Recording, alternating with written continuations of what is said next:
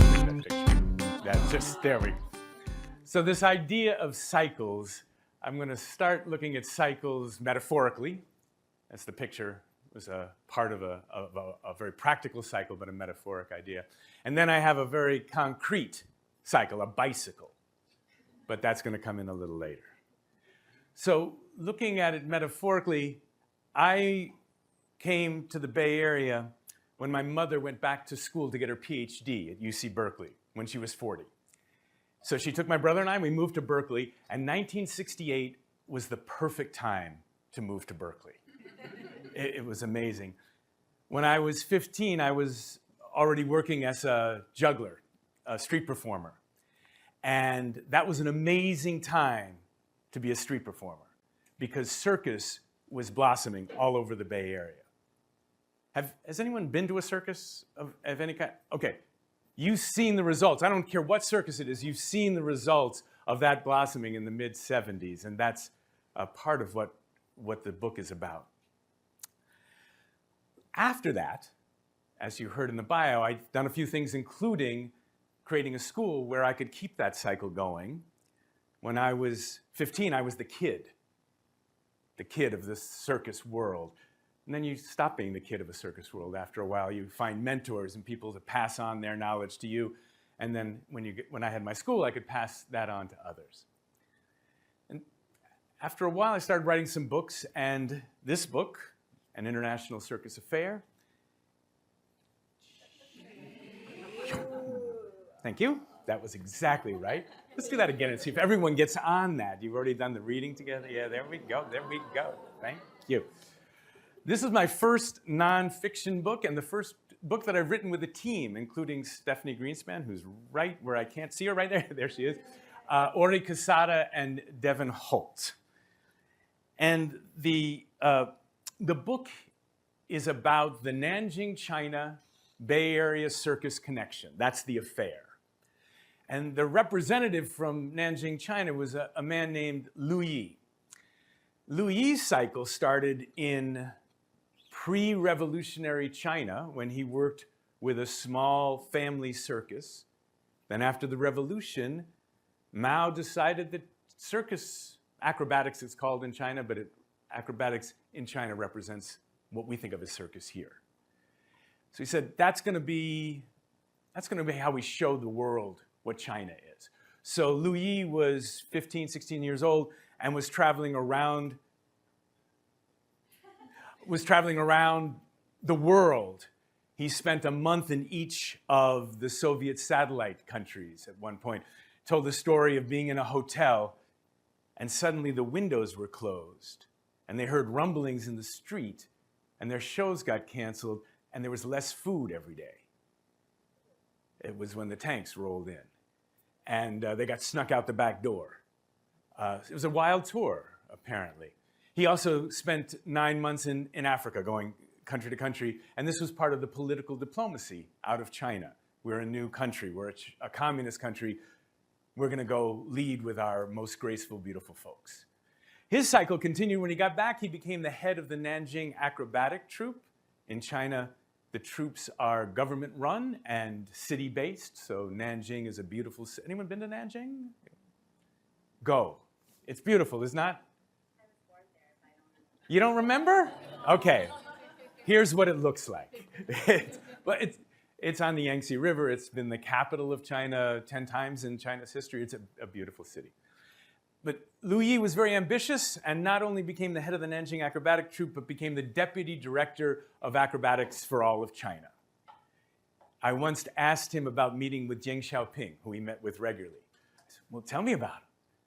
He went, he's short. And I said, and he has a big head. He was not going to talk to an American, even his good friend, about Chinese leaders. That just was never going to happen. And that's part of how the dance between the Chinese acrobats who came here and those of us who are already here proceeded. I'm going to read a section from the book.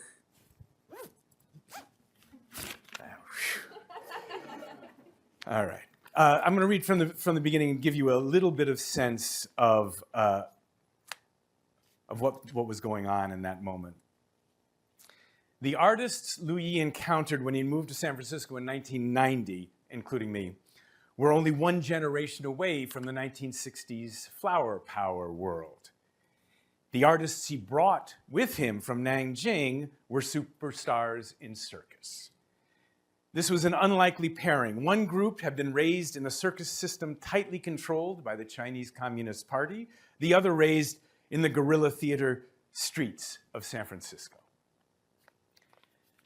One of the themes, not the one I'm going to go into today, but one of the themes in the book is this idea that discipline, which Liu Yi most definitely brought discipline here, the discipline of acrobatics, 2,000 years of it, and wildness, which is a little more what we had, though there's a wrinkle in that I'll tell you in a minute.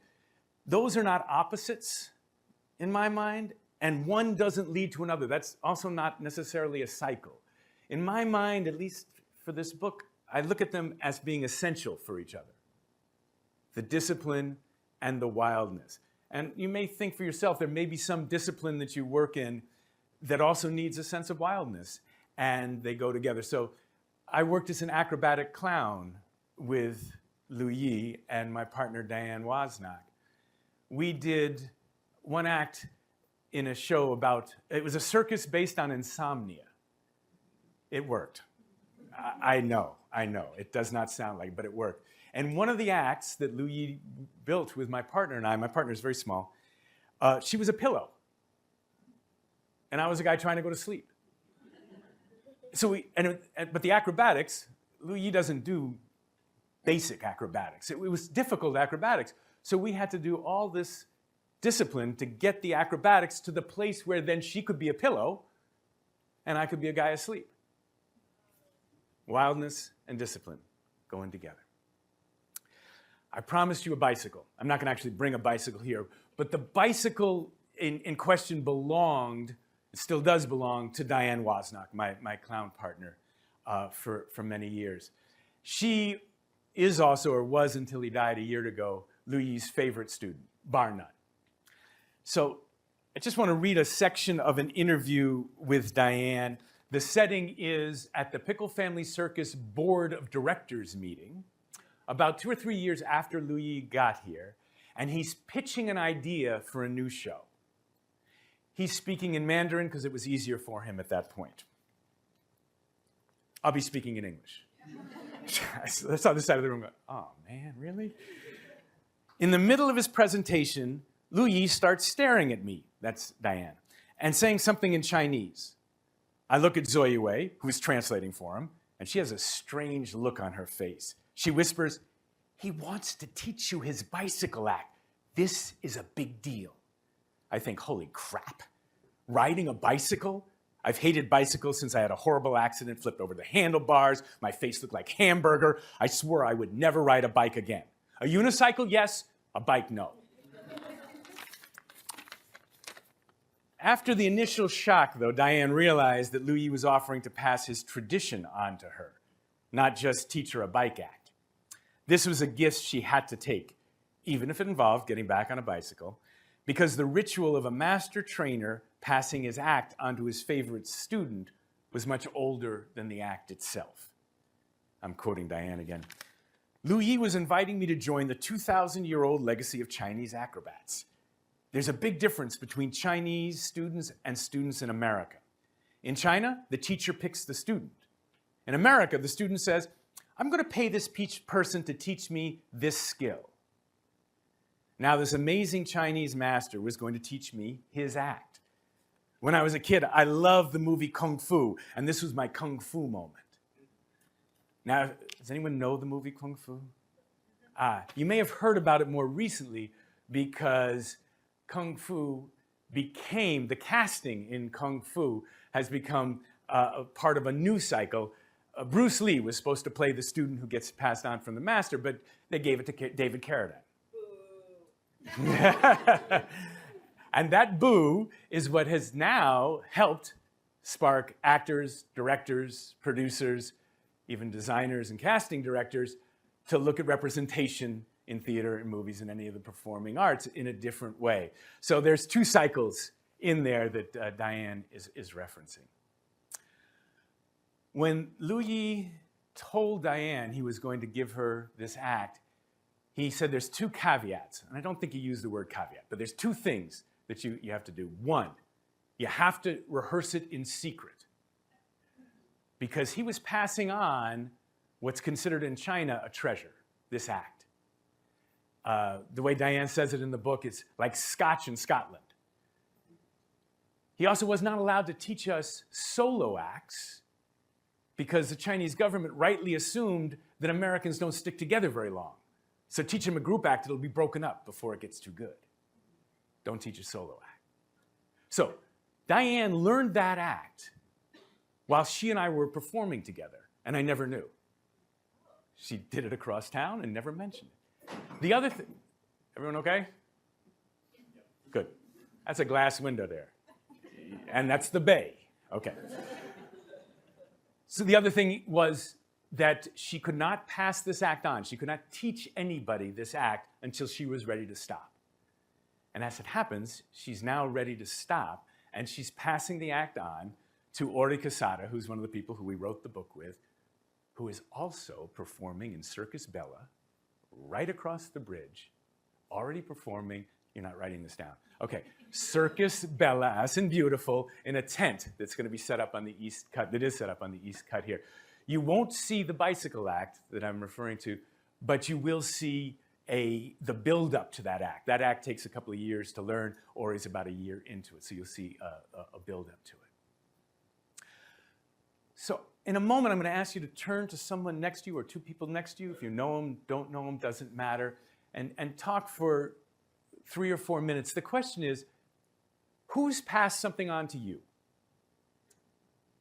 And it's a skill, possibly, that they passed on to you, but it also comes with baggage. It comes with a cultural context. It may come with a context between the 2 of you. And it probably also comes with some kind of love. Some kind of love passing that on. So I just want to invite you to have a 3 or 4 minute conversation with 1 or 2 people around you. You won't have time to say much about it, but maybe the name of the person, some idea of what else came with the skill or the technique or whatever it was they were passing to you, and then a little something about the love. Does that make enough sense? Great. Turn, find somebody, have a quick conversation. I'd love to hear some thoughts, maybe 1 or 2 thoughts. So raise your hand if there was something you said or your partner said that you don't feel is too confidential that you could share on any part of that. And I'd like to ask someone to run up here and grab a microphone. Thank you. Yeah. Sue-Ann. So this is Bonnie. Hello, Bonnie. And I just love what she had to say. She was talking about her mother. Like when we talk about cycles, sometimes a lot of familial stuff comes in. And her mother, she got her adventurous spirit from her mother. And her mother was a traveler, and she kept a rucksack full of like train tickets and just tickets from wherever she was, like a whole rucksack full of these memories that she left for Bonnie. And I thought that was like unbelievably wonderful, and a full cycle, because we'll probably do something with them. Yeah. Maybe a piece of artwork over at CA. That's wonderful. Bonnie, can I ask you one question? Am I right that the culture part was like the way she traveled? Did you learn the way she traveled, or just the spirit of where she? What was the thing that came along with that rucksack? I mean, like I said, I think it was it feels like the adventurous spirit. Like go anywhere, do anything. I travel myself. I've been to 30 countries, way more than my mother ever went to. But I think that was passed on because of her bravery. And, she went in the 50s as a single woman. That was not done then. So that's beautiful. It's pretty amazing. Thank you. How many people also, I'm assuming a skill, but that's a spirit that led to 30 countries. Who else heard or said something about a spirit rather than a specific skill? Okay, who got a skill, more of a skill? And then there's other options here, because not everyone raised their hand. I love it. One other thought from anyone. I'm holding my hands and you're passing the mic. Yeah. I talked about meditation teachers that I've had, and one thing that's interesting is I actually just feel like their presence and energy taught me a lot, even beyond the specific instructions they gave me. Who else has that, feels that someone's, just their energy, the way they were in a room. There's a little part of the book when Louis was brand new. He spoke very, very little English. He learned English in his 50s. And he's going down the line of these adult acrobats who he's supposed to train. He's a little confused because he's used to training children. So by the time they're adults, they're professionals. And these people are pretending to be professionals, but they don't know anything in his framework. And he's going down. And John Gilkey, who was one of the people in that room, said it was totally bizarre. He would go and he just felt our joints, looked at us, didn't ask us to do anything. So you're like this, and he goes down the line. But he said that in that moment, as he was going down the line, the way he did it relaxed everybody. He said, okay, there's somebody here who's going to take care of us in a way. And they didn't really know, and it's true, he did. He took care of people in a great way. All right. This cycle that I was basing this whole idea on is coming full cycle, as maybe a second cycle with Ori Quesada performing with Circus Bella. It also came full cycle a couple of years ago at the opening of Dear San Francisco at Club Fugazi. Does anyone, oh, you know that? People know that? Yay, okay. So you are watching a production created by two of Louis' first students, so you've already seen that, in a style of circus called contemporary circus that couldn't happen without Louis' training in San Francisco. So on opening night of Dear San Francisco, and as you know, Louis is mentioned in that show. He's honored in a line in that show. So his wife and I took him there. He has had Parkinson's quite badly, so he's in a wheelchair, and we're sitting there in the second row. And the performer who's saying Louis, and by the way, he's here tonight, second row, Louis jumps out of the wheelchair, turns around and does this. The audience goes crazy. The performer on stage took a few steps back. We're just going to wait. And if Louis hadn't chosen to sit down, it would still be going. I mean, it was just this beautiful moment. And that's the moment that I end the book with. So if you'd like to read the whole book, we have it for sale over here. You're shocked at that. It's $25. We've got Venmo there. We've also got a QR code that will take you to the landing site the publisher has if you wanted to order it separately. And Stephanie and I would be more than happy to sign it. Thank you.